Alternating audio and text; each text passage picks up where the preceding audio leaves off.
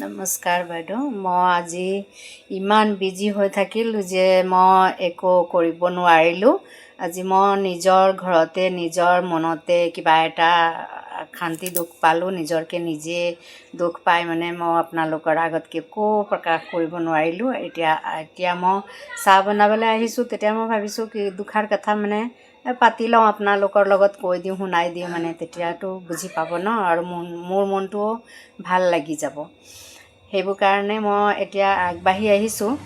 তো মই ক'বলৈ সেইটোৱে বিচাৰিছোঁ যে যেনেকুৱানে মাক হওক, ভালেই হওক, ভাল মাটো বা চব ভালেই কৰে পঢ়া শিক্ষা, কিন্তু মোৰ নিচিনা এটা আনপাৰ মাক, মোৰ স্বামী নিচিনা এটা আনপাৰ পুৰুষ, সেই দুটা মানে বাচ্চাটোৰ কাৰণে যেতিয়া লাইফত ভাবিছোঁ যে একো আমাৰ কাম বন নাই, আমাৰ আমাৰ মানুহজনে ভাল কাম এটা নকৰিলে, তেতিয়া ভাবিছোঁ যে আমি বাচ্চাটোক কেনেকৈ বনাম, যি পাৰোঁ তাকে কৰিলোঁ।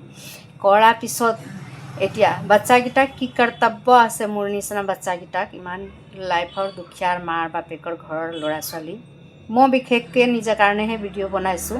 সেই ভিডিঅ'ৰ ওপৰত মই আপোনালোকৰ পৰা খুজিছোঁ যে বিচাৰ খুজিছোঁ, যে ক'বলৈ জনাইছোঁ যে আপোনালোক মোক কি উত্তৰ দিয়ে, কি মানে কয়।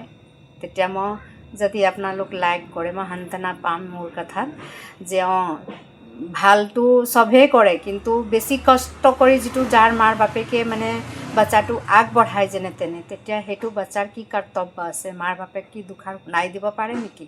চবেই কৰি দিয়ে, কুকুৰ মেকুৰী চবেই কৰিব পাৰে, কিন্তু মোৰ হিচাপত মই ইমানেই জানো যে কুকুৰ মেকুৰী 2-3 মাহ তাকলে কৰ্তব্য কৰে, কিন্তু এজনী মা যিমানটো লাইফ থাকে মাকৰ, মায়ে বাচ্চাৰ কাৰণে মৰি যাব পাৰে, কিন্তু সেয়ে বাচ্চা ইমানখিনি মাকক কিয় শুনাই দিয়ে, সেইটোৰ ওপৰত